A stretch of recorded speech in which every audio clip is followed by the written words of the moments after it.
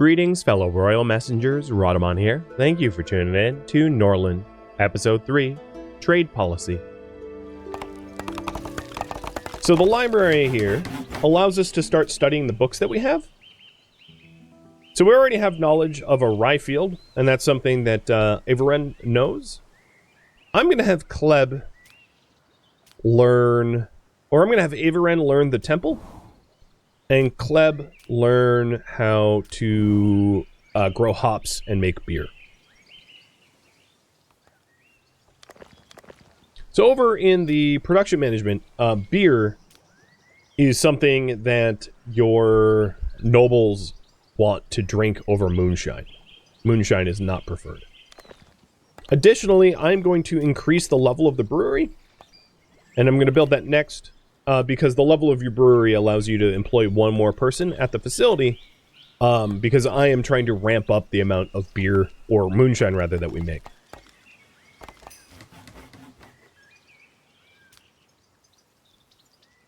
And here are the problems. The current problems are harvest rye crop and harvest hops, and I don't even have the technology of hops yet. So, like I was saying before, sometimes your problems are just, like, obnoxious, and they're completely unsolvable. At least in the short term. And this would be one such occasion where it's like, I don't even have hops knowledge. So don't tell me that I have a problem of not harvesting my hops field. That's incorrect.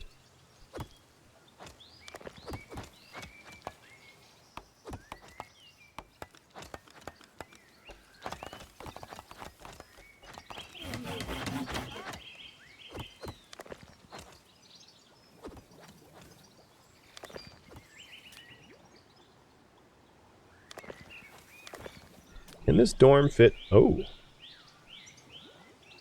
It blocks a little bit of the road there. That was weird. I queued to move the thing and it selected where to move to without me actually picking, which was annoying. Alright. That's enough tinkering of that.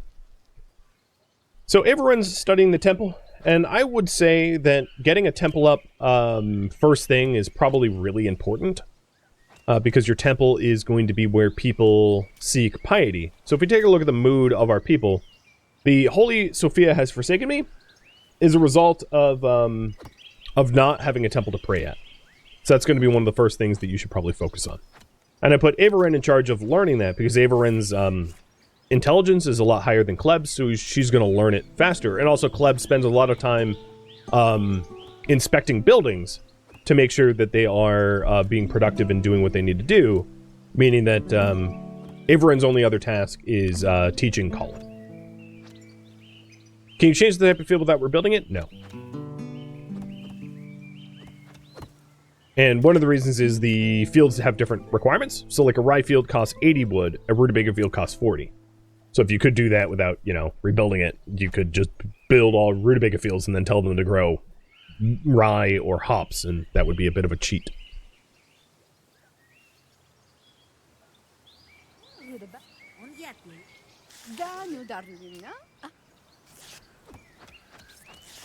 So one of the other advantages of studying together is that they're building up their relationship while also learning, which is nice.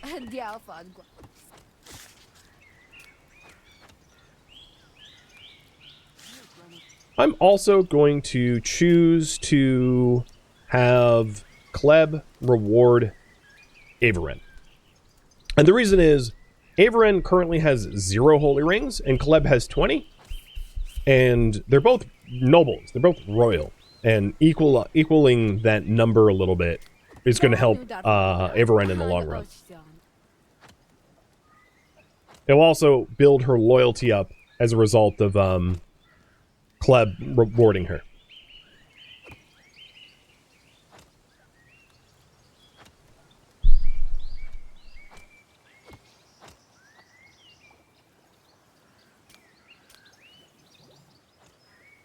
Okay, so now she has 5 rings, and her loyalty is a lot higher.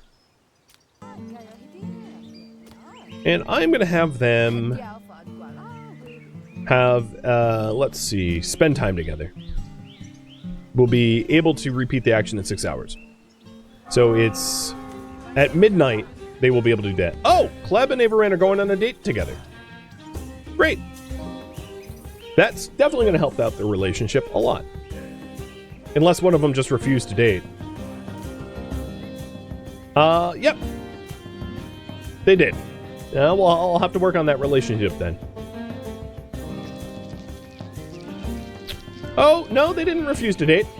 They, yeah, they're doing stuff.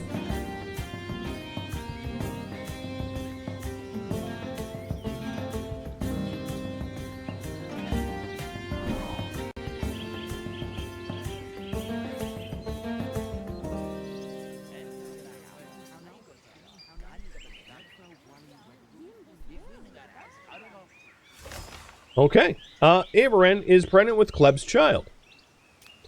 Kleb, let's go trade with the trader.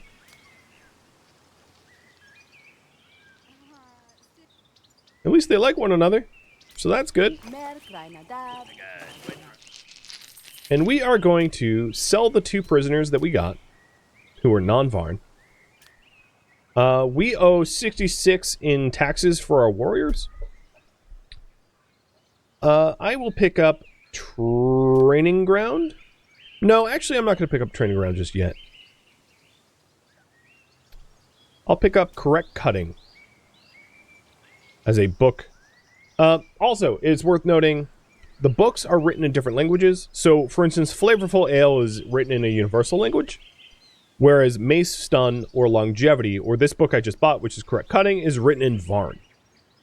We are Varn, so I know how to read Varn, but it also means that if I find books that are not written in Varn, let's say they're written in Kaiden, I'm not going to know how to read them.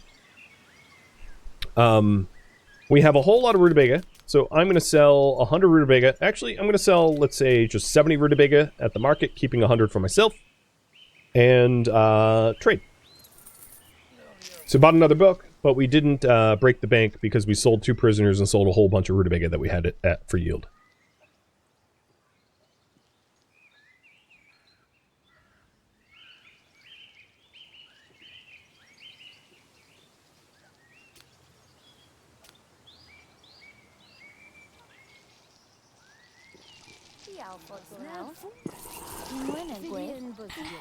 This guy here, Tahat, is a Kaiden noble waiting to be hired. And my 2 cents, hiring, so as I said before, you have a finite number of active nobles that you can control. And I like to have the nobles that I control be of the family. So I never hire nobles to do work. I don't think it's worth it. Keeping in the family, I think, is better. Plus, if you have people that are non-monogamous, which currently isn't my issue because both Avaran and Kleb are monogamous, but if you have any that are non-monogamous, you end up in a situation where you can have bastard children or out-of-wedlock children or adultery, so on and so forth. So I don't hire external nobles for a whole bunch of reasons, but that's a big one.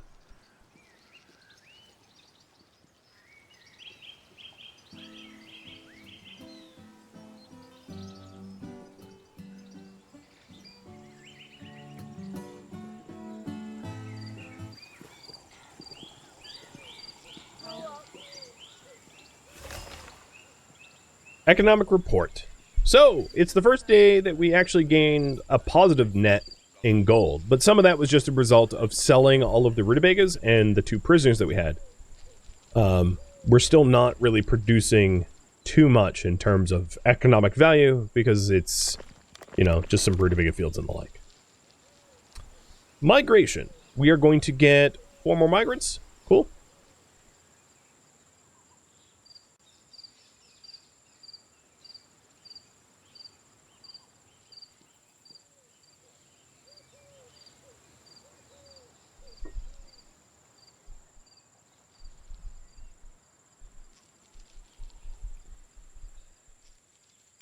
And we are going to work towards the first growth ambition. So we are 55% of the way there. And in order to continue working on that, we need to have our kingdom seem like one that is worth staying in because it is wealthy and provides housing and provides services to everyone. So to that end, let's build another dorm. Because we have 4 homeless right now, and it's relatively easy to solve that homeless problem. The other thing I'd like to do is continually search for a knight who is Varn in order to hire them up. We haven't found one yet, but I'll just keep looking every day. How long does it take for children to grow up? It takes years in game. So it's been about 1 year on day 2 already. So like a year is a day.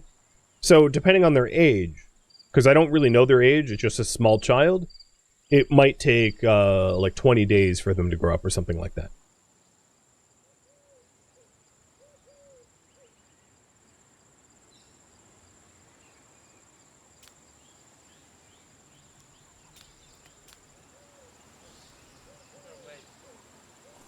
And I'm having Kleb and Avaren spend time together.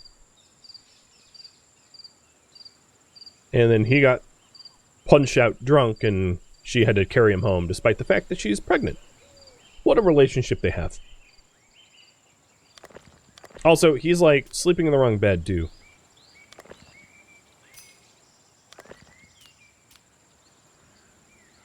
So I just fixed it. He was supposed to be in this bed, and once he went out on deployment, military deployment, he like chose the wrong bed.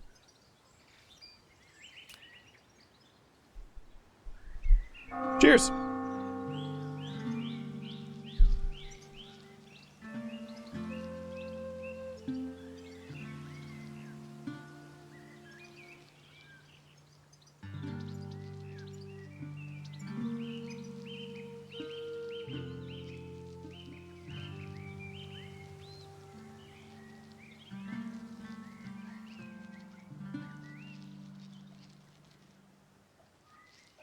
All right.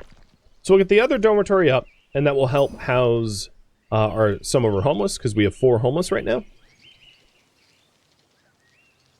And let's see, have we gotten... Nope. No varnished knights. So the reason I'm looking for a varnished knight is in order to lead an army, you either have to lead it yourself, or you can hire out a knight in order to do it. And there's going to be a lot of fights that I won't necessarily want to have Kleb or Avaren or Colin, once he's older, leave the kingdom for, like to clear a bandit camp. So it's going to be ideal for me to have knights so that the knights can do it for me.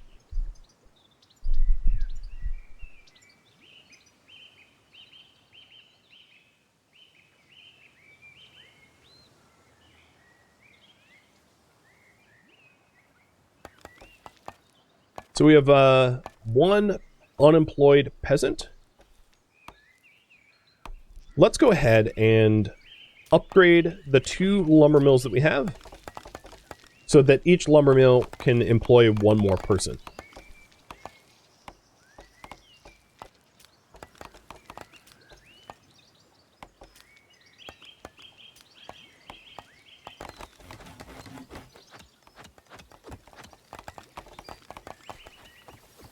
Alright, homelessness is no longer a problem. We house all our residents, so that's good.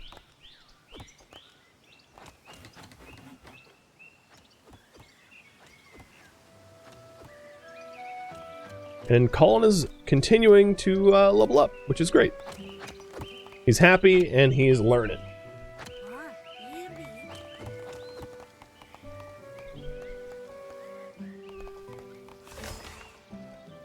Alright. The villages within Yodaville are now paying tribute. So periodically, Briarcliff and Farwatch will send tribute to us. So we'll get a tribute of herbs every 4 days, and a tribute of iron every 4 days. And they are going to be walking in from the edge of the map. So this is the Farwatch's tribute, and he's carrying 14 herbs to pay tribute to us as as we are their feudal lord. And here's Briarcliff's tribute.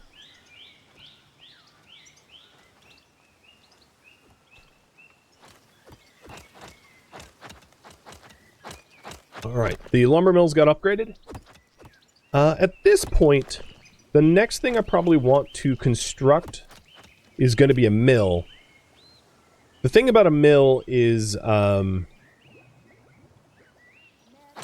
going to wait until we have a little bit more wheat grown. Because I don't need to employ people in the mill when there's no rye, or I called it wheat, but I meant rye. When there's no rye to be able to be, milled.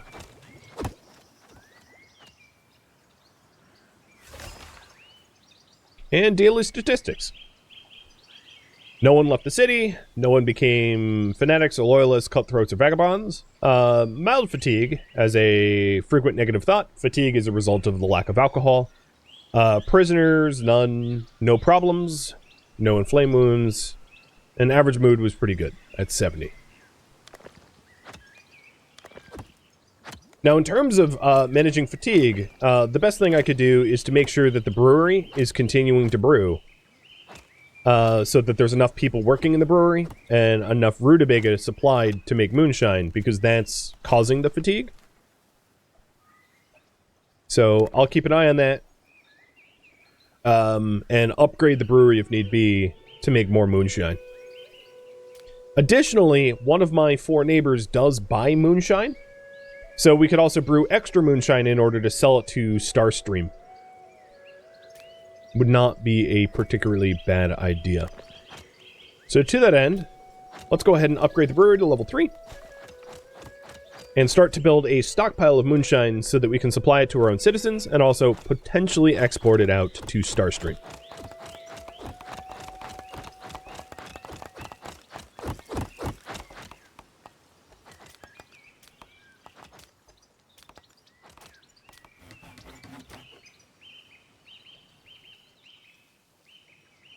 Avren is about 72% of the way done researching the temple. And that's going to be the next big thing that I build.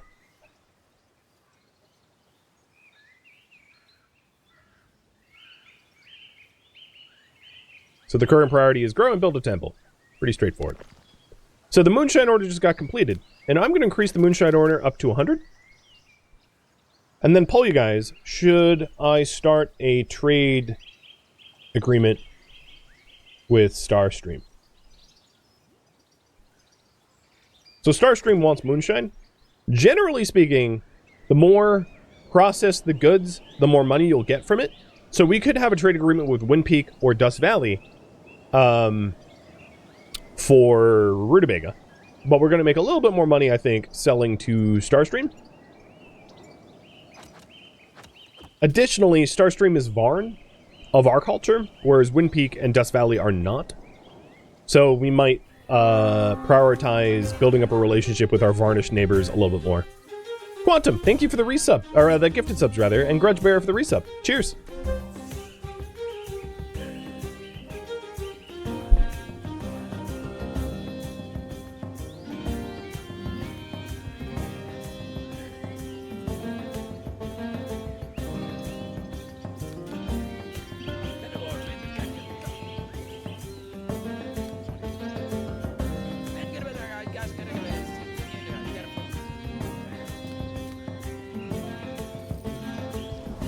And here's the trader again.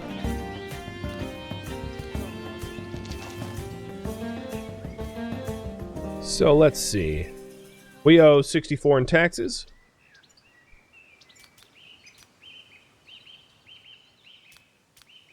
I'm going to sell rutabaga to cover most of it.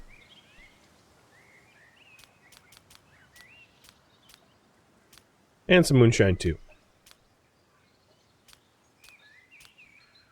You can see why bloating your warriors is a bad idea really early on, because you have to pay for them, right? So you don't necessarily want to have such a massive population of warriors that you can't afford the taxes on them.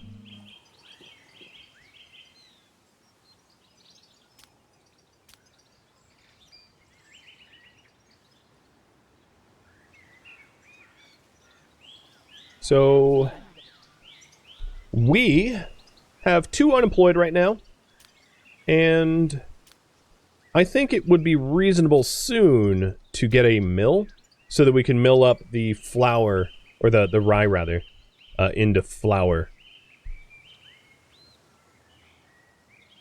Maybe I'll put the mill here.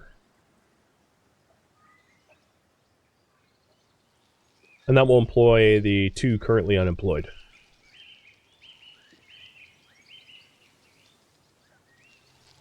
That will work for me. Alright, you guys want a trade agreement with Starstream. Got it. So if I head over to Starstream, I can click on Assign, go to Trade, and in order to have them buy moonshine, we need to build up our relationship with them. So first, I can, let's start... Let's enter into a peace treaty with them. As a start. So the other issue is that they are, Starstream at the moment is in an alliance with Crystallite, and Crystallite is the alliance head. So Crystallite ultimately calls the shots. So if I want to improve my relationship with them, I can wait about a day or so for the king to return home to Starstream, which is probably going to be best, but I can also enter a peace treaty with them as well. It's going to cost money, but building up a relationship with my Varn neighbors is going to be probably ideal in the long run. So I'm going to have Kleb head out there. We also just learned how to make a temple. So in order to build a temple, I need 150 wood. So that's going to be a big goal of mine. Averin, now that you've learned how to make a temple, let's have you learn how to make scaffold.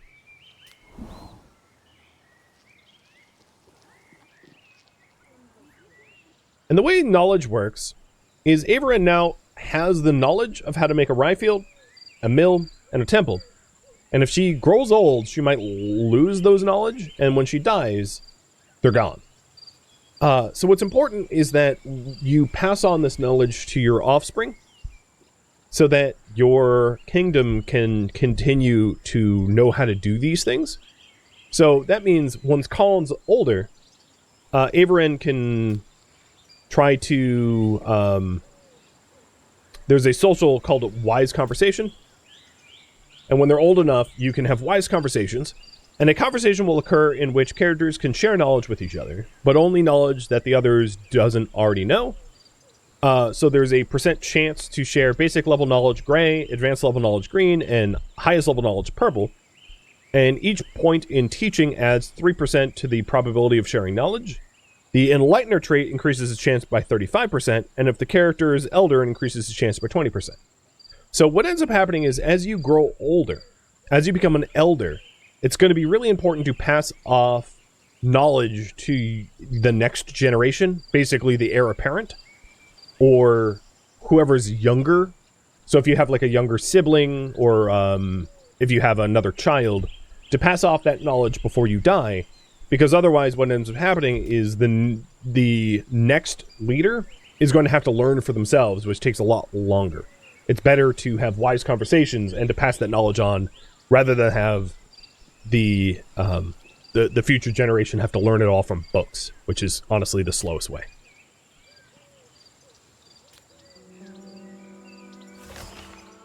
So we have our king heading out to Starstream to build a peace treaty with them and to start the ball rolling to create a trade agreement.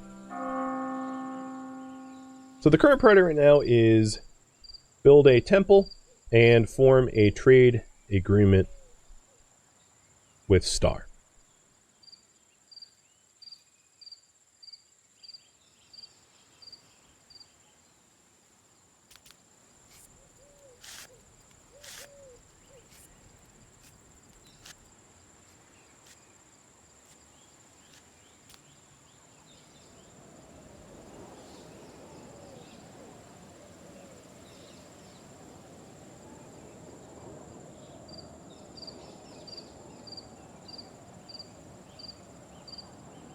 Okay. Silos Yub and I have entered a sacred peace treaty. This means that during this period, the parties cannot raid villages, attack cities, or compel each other into vassalage. All dark deeds and unfriendly intrigues are also precluded. Relationship has gone up 20. There are 10 days left. So with our relationship up 20, I can now build a trade agreement. Because we started with a relationship of 5 because we're both Varn. So if the relationship that you see between people depends on who you have selected. So if I select Starstream, I can see the relationship with their neighbors. So for instance, selecting Starstream, I can see that they are not particularly fond of Windpeak. They're neutral with Dust Valley. And they are 20 positive with their alliance head Crystal Light. So if I select Yodaville, I can see the relationship between me and Varn. So we're the same culture, so that's 5, and then we have a peace treaty that's 20, and 25 is the minimum to build a trade agreement, so that's perfect. So I am -3 with Windpeak, and neutral with Dust Valley, and +15 with Crystal Light. So Crystal Light likes us at +15 because we're both Varn, and I don't have any prisoners.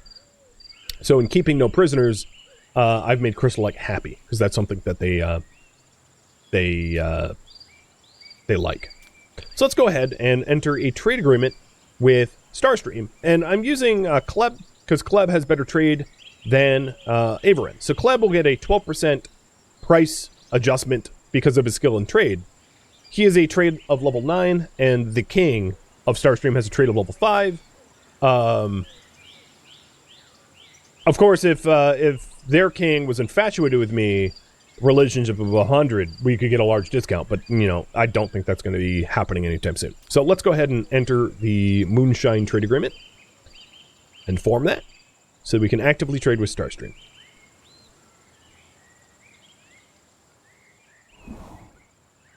Okay.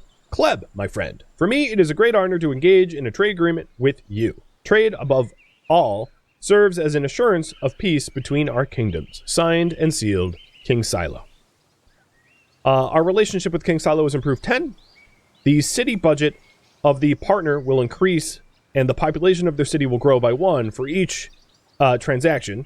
And as part of the trade agreement, Silo will offer to buy 18 moonshine for 81 coin on a daily basis, which amounts to 4 per item. That's actually pretty good. That's actually greater than market price of 3. So that's fantastic. And now the king will head home. And then in the trade tab, here is the trade agreement. I don't currently have 18 moonshine to sell to them, but if I hit trade automatically, we'll sell it automatically. I'm not going to do that just yet. I want to build a nice surplus of moonshine because I don't want to not have enough moonshine back home for my own people to benefit as well. But hey, that was great. And then Maka approves of our king's actions. So your subjects of Maka culture are satisfied to see that I made a trade. So Varn doesn't believe in prisoners and believes in peace. Maka believes in trade. I only have one Maka somewhere. I don't even know who they are. They're one of the colonists. But they would otherwise be happy about that. So depending on the actions that you take, it will satisfy certain people within your kingdom. Yeah, I have no idea who the Maka is. One of these. Oh, there they are. So here's the Maka, and you can see Merchant King +7. All right, perfect.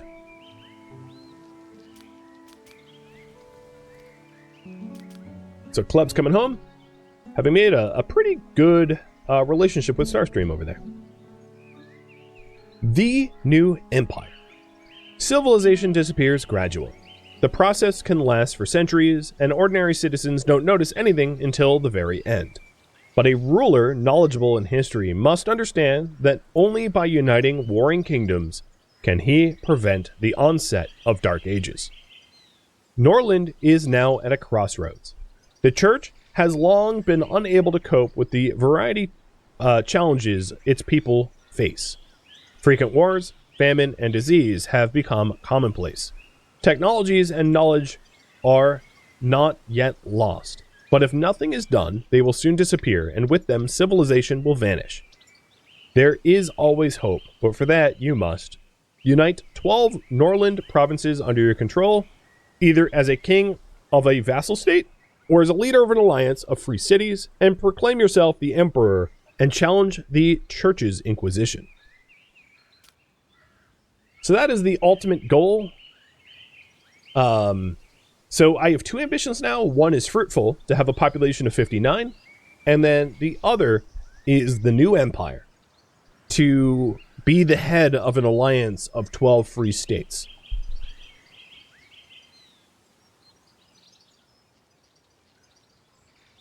And that's a pretty lofty one, I think.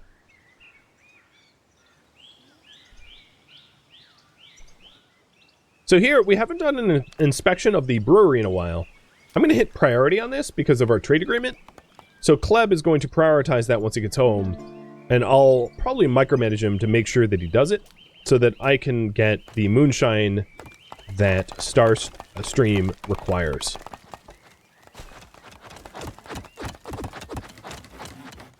I'm also going to not have the mill employ anyone. Oh, we have flesh wolves. I'm not going to have the mill employ anyone until I actually have anything to mill. So there are wolves around that will periodically attack you, and our lumberjack is having to fight one. I can't rally my guards at the moment. What I could try to do, which might not work, but I'll try anyway, is to tell my guards to do a day patrol right where that wolf is, and have it be a priority. That doesn't necessarily mean the guards are going to spring into action. My warriors. But at least I'm telling the warriors to potentially go up that way. So I'm going to try to keep this lumberjack alive. Oh, the lumberjack won. He's bleeding, but he's not dead. Alright, so forget this daily day patrol. I don't need that right now. Lumberjack beat that wolf to death with his bare hands. How many times can a building be upgraded? That actually very much depends on your knowledge. So certain buildings... Oh, there we go. Now I have, yeah, the mill. So certain buildings like this, this brewery now, I can't upgrade it until I get a specific knowledge to be able to upgrade the brewery further. So I'm capped until I learn how a larger brewery even works. Now, the advantage of building a higher level brewery versus building multiple breweries is each building requires management. So the more buildings that you have, the harder they are to manage. And then also each level up increases the efficiency of the building. So a high level building is more efficient than multiple lower level buildings. So now Kleb is going out to the brewery to make an inspection to increase its efficiency from negative 50% to plus like 55% or something like that. Plus 62%. So much better.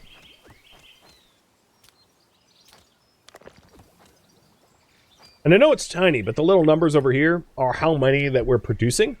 So right now, the brewery has made 19 moonshine.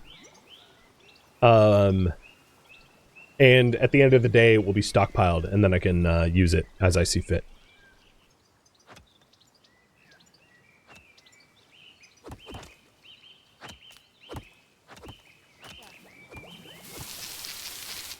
And he is updating the instructions for everything. So new instructions for the rutabaga and wheat fields, and new instructions for the warehouse and lumber mills, making sure that everybody stays productive.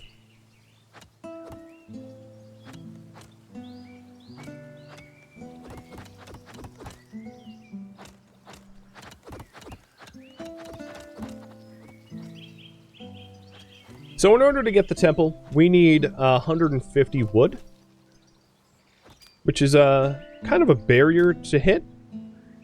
In order to do that, we could also get correct cutting. So correct cutting, the bonus, which is a Varn specific bonus, is that felled trees yields twice as much wood in the province.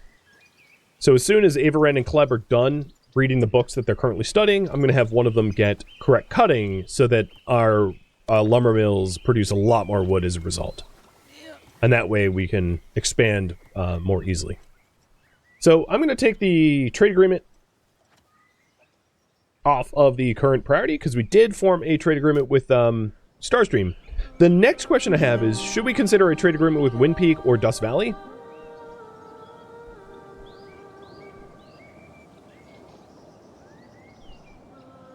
So both of them, neither of them are Kaiden, which is our like rival culture.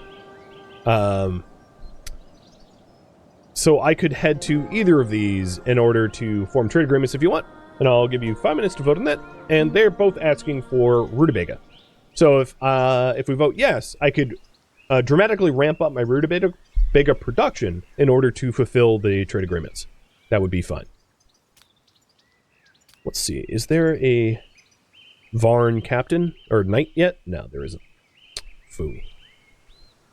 Oh, so something really interesting happened, which the Varn prisoner that I released, who became a gangster, who was a gangster, just became a loyalist or a fanatic. So he is a religious fanatic who believes in religion very deeply now.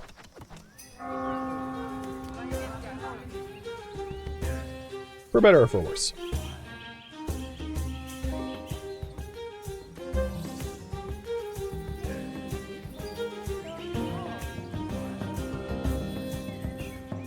Oh boy, they are spending some time together. She's unconscious, so Kleb, good job. Let's go trade with the caravan. I owe 64 in taxes on the warriors. And I have rye now. So given that I have rye, I could consider starting to mill it. Books for sale. So here is the brewery upgrade book. So I was just saying my brewery is at max level right now. If I want a higher level brewery, I could buy this book and learn it.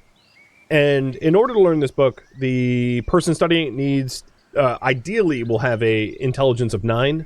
Otherwise, it's a lot more difficult, and that allows me to get up to brewery level 5.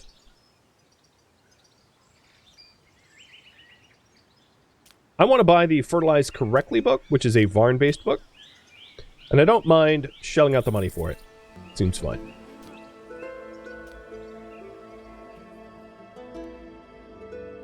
Thank you for tuning in to Norland, which originally streamed live on Twitch as a marathon August 17th and August 18th. If you have any feedback or questions for me, let me know in the comments below, but please keep in mind that this episode was cut from a marathon, meaning that feedback cannot be incorporated. If you would like to catch a live stream of mine, Rhadamant.com has my stream schedule and countdown timers to upcoming streams, and if you would like to join my online gaming community on Discord, Rhadamant.com has a link to it, as does the description of this video. Thank you so very much for watching, and a special thank you to my Patreon patrons, Twitch subscribers, and viewers like you that support the channel and made it all the way to the credits. Thank you so very much. I hope to catch you next episode or an upcoming stream. Farewell, my fellow Varn.